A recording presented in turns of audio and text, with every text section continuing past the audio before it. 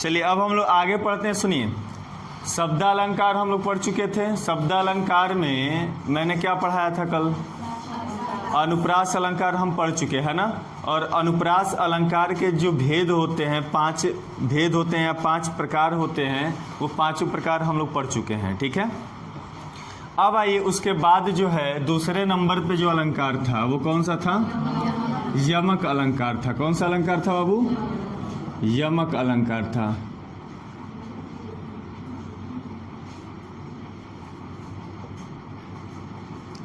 जहां एक शब्द की, ध्यान सुनिए, यमक अलंकार किसे कहते हैं? तो जहां एक शब्द की आवृत्ति 2 या 2 से अधिक बार होती है, लेकिन उसके जो अर्थ होते हैं वो अलग अलग होते हैं, तो वहां पे कौन सा अलंकार होता है?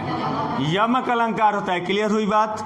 तो यमक अलंकार किसे कहते हैं? तो आराम से ध्यान से देखो, कह रहा है कि जहां पर एक शब्द की आवृत्ति 2 या 2 से अधिक बार हो, लेकिन उनके अर्थ अलग अलग होते हैं, तो वहां पे हमारा यमक अलंकार होगा। जैसे मैं लिख रहा हूं, ये आप क्या लिखोगे? जहां एक शब्द की आवृत्ति, जहां एक शब्द की आवृत्ति 2 या 2 से अधिक बार हो, परंतु उनके अर्थ अलग अलग हों, वहां यमक अलंकार होता है। यमक अलंकार होता है। तो देख लो, बहुत सिंपल है कि जहां एक शब्द की आवृत्ति 2 या 2 से अधिक बार हो, परंतु उनके अर्थ अलग अलग हों, वहां पे कौन सा अलंकार होगा? यमक अलंकार होगा। क्लियर हो गई बात? इसका मतलब क्या है, समझ पा रहे हो? कह रहा है कि एक ही शब्द कई बार आएंगे, है ना, एक ही शब्द कई बार आएंगे, लेकिन जब हम उसके अर्थ में जाएंगे तो उनके अर्थ अलग अलग हो जाएंगे। ठीक है, जैसे एक बहुत ही फेमस लाइन है, आप हमेशा पढ़ते हो, अगर हम एग्जाम्पल के माध्यम से इसको समझें तो आप सुने होंगे, कनक कनकते 100 गुनी, माँ दकता अधिकाय, वाह खाए बौराए जग या पाए बौराए। सुने हो ना? मैं लिख रहा हूं फिर समझा रहा हूं।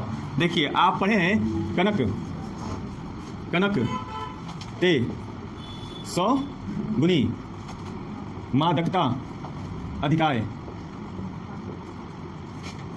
वाह खाए बौराए जग या पाए बौराए।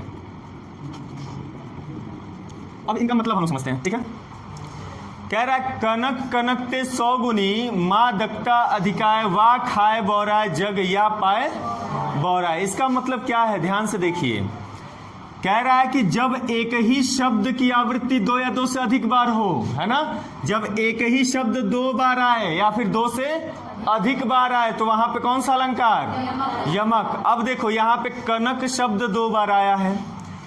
कनक शब्द कितनी बार आया है? 2 बार आया है। अब ये भी कनक है, ये भी कनक है, शब्द तो एक ही है, लेकिन 2 बार आया है, और इसके अर्थ भी क्या होंगे?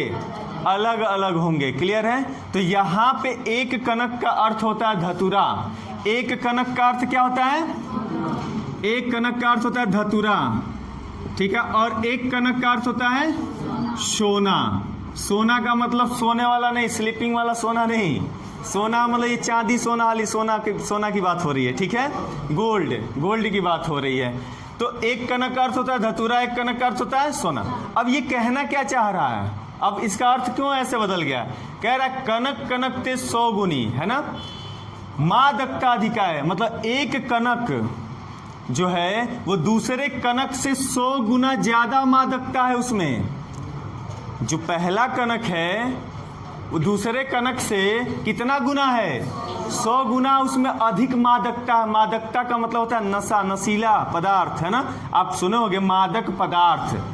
मादक पदार्थ का मतलब होता है नशीला पदार्थ। अब मादकता का मतलब नशा, है ना, मतलब 100 गुना अधिक नशा है। बात समझ पा रहे हो?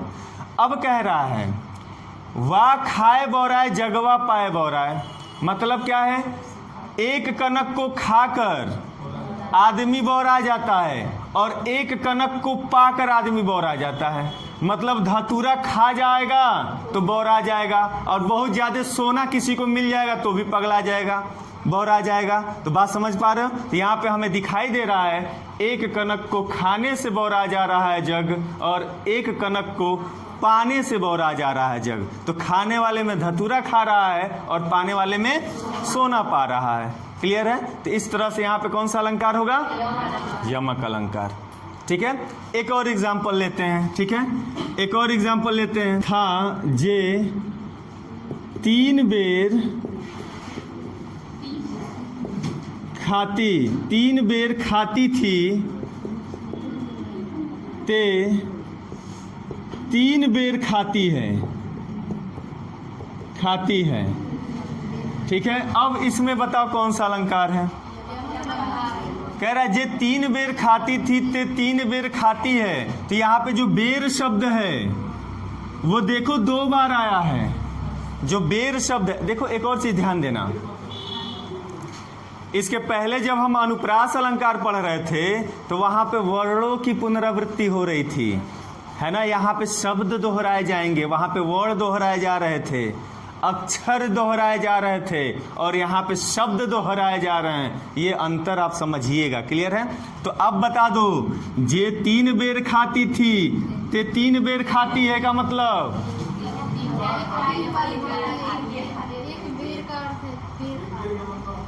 बहुत बढ़िया। एक बेर का मतलब होता है समय। एक बेर का मतलब क्या होता है? समय, है ना। और एक बेर का मतलब होता है फल। क्या है? फल। जो बेर वाला फल होता है, बेर जिसका नाम है, आप सुनो सबरी के जूठे बेर राम भगवान खाए थे, वो वाला बेर है। और एक बेर है कि 3 बार खा रहे हैं, है ना। तो वो 3 बार खा रही है। क्या 3 बार खा रही है? बेर खा रही है। अब ये मत सोचना 3 बार खा रही है ना। तो 3 बेर खाती है, 3 बेर खाती है, हो गया। एक और एग्जाम्पल देख लो, बहुत ही अच्छा उदाहरण है। कहा जाता है काली घटा का घमंड घटा। ध्यान से सुनिएगा, ये परीक्षाओं में पूछा जाता है। ठीक है ना। काली घटा का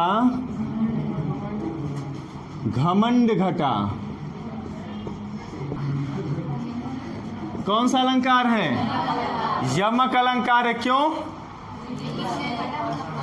यहाँ पे देखो जो घटा शब्द है वो कितनी बार आया है? 2 बार आया है। तो यहाँ पे यमक अलंकार हो गया, लेकिन इसके अर्थ अलग अलग होंगे। अब अर्थ आप बताओ।